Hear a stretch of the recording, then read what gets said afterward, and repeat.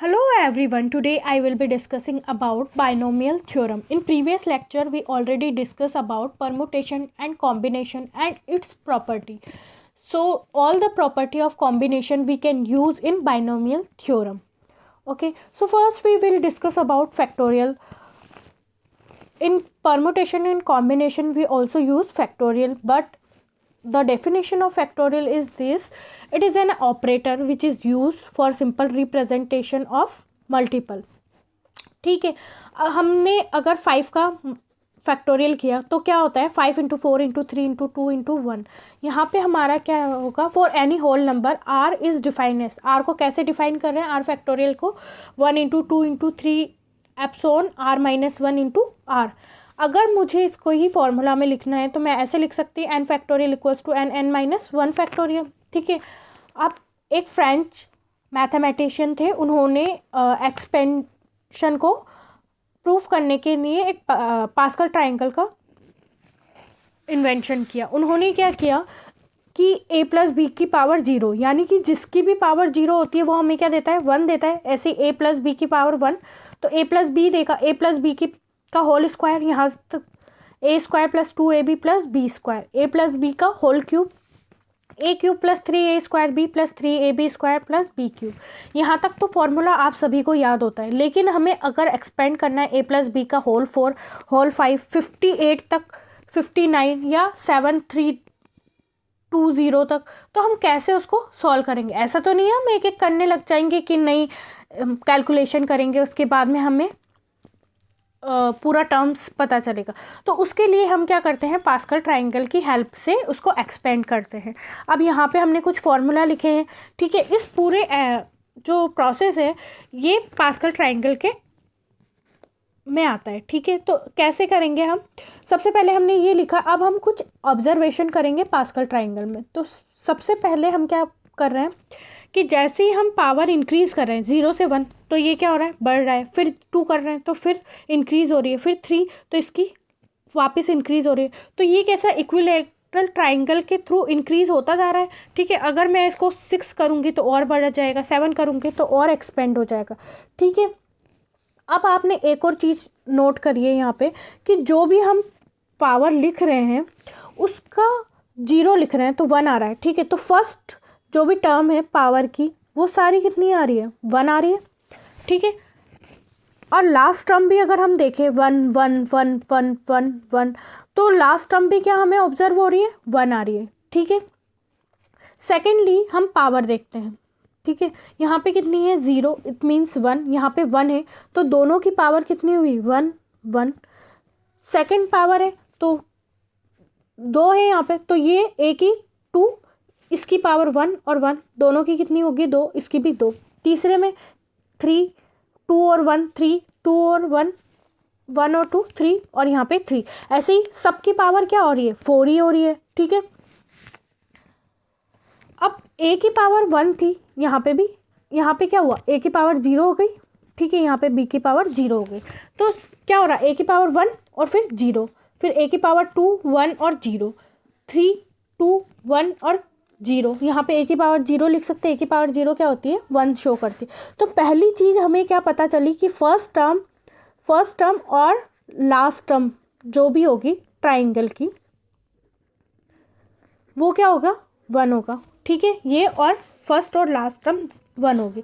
Second चीज़ हमें इससे पता चली कि जो भी इसकी पावर होगी उसके जो भी टर्म होंगे वो इक्वल हो गए. यानी कि a प्लस, यहाँ पे अगर जो भी पावर अगर 1 गिवन है तो हमारा जो भी हम एक्सपेंड कर रहे हैं उसमें भी पावर 1 ही आ रही है. ठीक है, 2 है तो 2 ये होगी. ठीक है, थर्ड चीज़ हमें पता चली कि हम जब भी इसको एक्सपेंड कर रहे हैं तो हमें जैसे जैसे पावर इंक्रीज हो रही है हमें इक्विलैटरल ट्रायंगल मिल रहा है.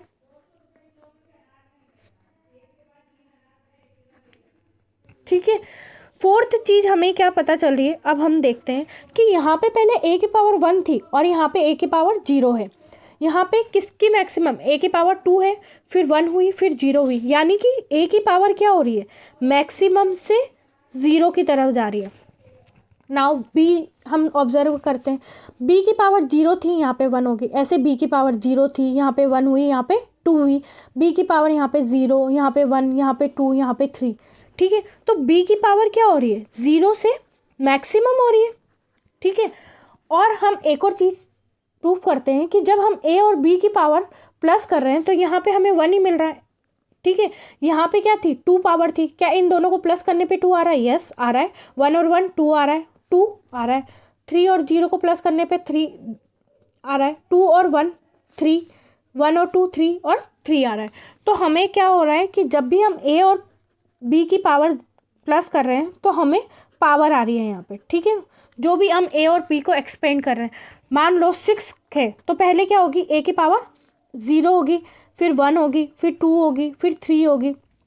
क्या हम इससे कुछ निकाल सकते हैं, a प्लस बी की पावर 58 मान लो हमें दी हुई है, तो हम इस इतनी टर्म से कुछ निकाल सकते हैं, हाँ बिल्कुल निकाल सकते हैं, क्योंकि फर्स्ट टर्म हमारी 1 होगी और हमारे पास सेकंड टर्म हमारे पास लास्ट भी 1 होगी, ठीक है।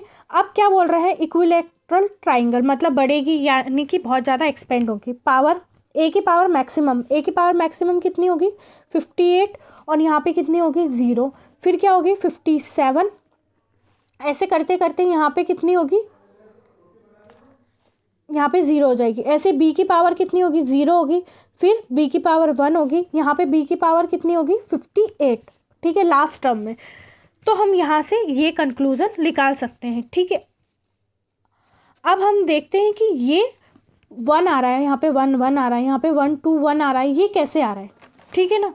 तो इसके लिए हम ऑब्जर्व करते हैं, इसके लिए हम ऑब्जर्व कर रहे हैं, देखिए ऐसे मैंने इसको एक्सपेंड कर दिया। फर्स्ट पहले टर्म हमारी फर्स्ट थी, सेकंड टर्म 1 1 थी, थर्ड टर्म हमारी 1 2 1 3 1 3 3 1 1 4 4 6 4 1, ये कैसे आ रहा है, ठीक है।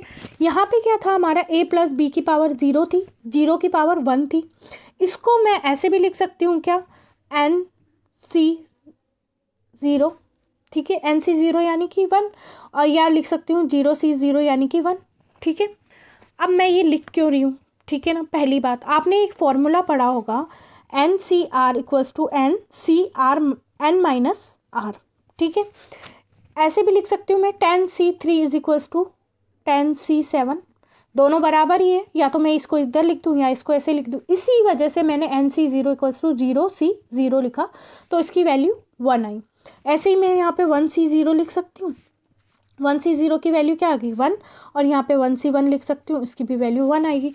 ये किसका एक्सपेंड है, अपना a प्लस बी के पावर 1, ऐसे a प्लस बी की पावर 2, a प्लस बी की पावर 2 यानी कि 2C0 फर्स्ट टर्म हमारी हो जाएगी, 2C1 हमारी सेकेंड टर्म, 2C2 हमारी third term. a plus B की पावर 3, तो फर्स्ट टर्म हमारी 3C0 3C1 3C2 3C3, आप निकाल के भी से देख सकते हैं, 3 फैक्टोरियल अपन 2 फैक्टोरियल 1 फैक्टोरियल तो 3 देगा।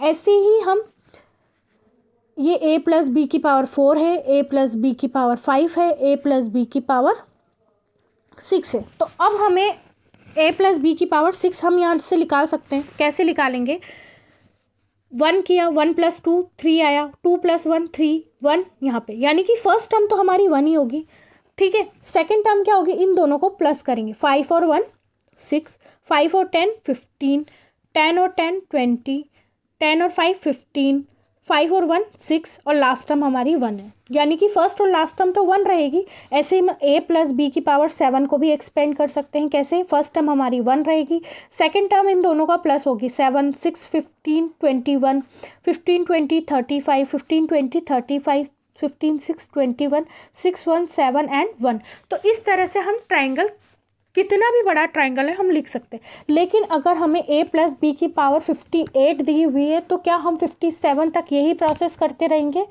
और हमें क्वेश्चन नहीं करने, तो नहीं, ऐसा कुछ भी नहीं है, ये सिर्फ एक समझने के लिए पैटर्न है।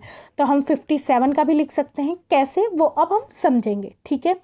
तो सबसे पहले हम एक्सपेंड करेंगे a प्लस बी की पावर 9, ठीक है। तो क्या फर्स्ट टर्म क्या बताई थी, 1, एंड लास्ट टर्म भी 1, लेकिन फर्स्ट टर्म से हम स्टार्ट कर। अब हमारा क्या होगा, a की पावर मैक्सिमम यानी कि 9, ऐसे b की, और फर्स्ट वाली टर्म हमारी 1C0 9C0 आ सकती है, फिर 9C1, ऐसे ही 9C2 9C3 9C4 9C5 9C6 plus आएगा plus 9C7 plus 9C8 plus 9C9। यहाँ तक हमने एक्सपेंड कर ली। ए की पावर 9 थी, फिर ए की पावर क्या हुई, मैक्सिमम से 0 यानी कि ए की पावर 8 होगी, फिर ए की पावर 7, ए की पावर 6, ए की पावर 5, ए की पावर 4, ए की पावर 3, ए की पावर 2, ए की पावर 1, यहाँ पे ए की पावर 0, ए की पावर 0 क्या होती है 1। इसी तरह से बी की पावर 0, बी की पावर 1, बी की पावर 2, बी की पावर 3, बी की पावर 4, बी की पावर 5, बी की power 6, b to the power 7, b की पावर 8 एंड बी की पावर 9।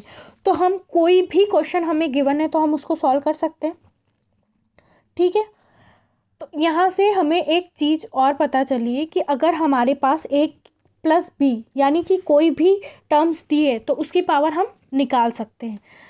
लेकिन एक नई चीज़ कि a माइनस बी की पावर अगर हमें कुछ दी हुई है तो हम उसको कैसे एक्सपेंड करेंगे। मान लीजिए 2 दी हुई है तो पहले हमें यहाँ से एक फार्मूला निकालेंगे a प्लस बी की, जनरल फार्मूला निकाल सकते हैं यहाँ पे a प्लस बी की पावर n।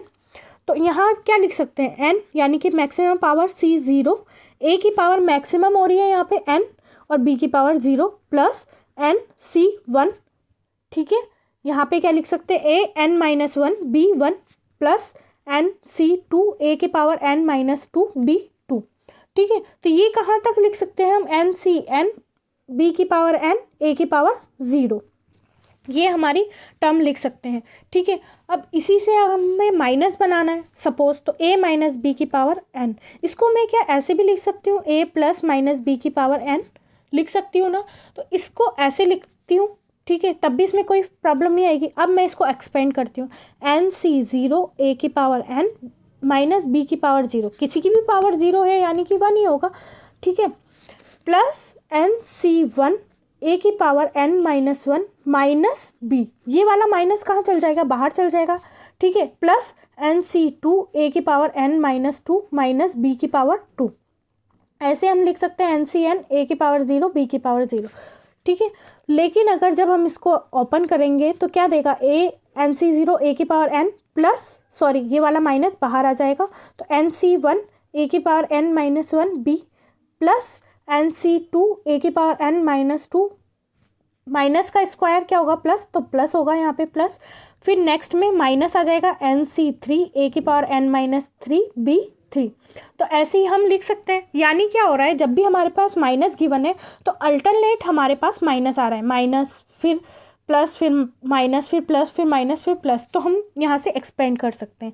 इससे हमें क्या पता चल रहा है कि अगर हमारे पास कोई भी क्वेश्चन गिवन है माइनस का भी तो हम कर सकते हैं।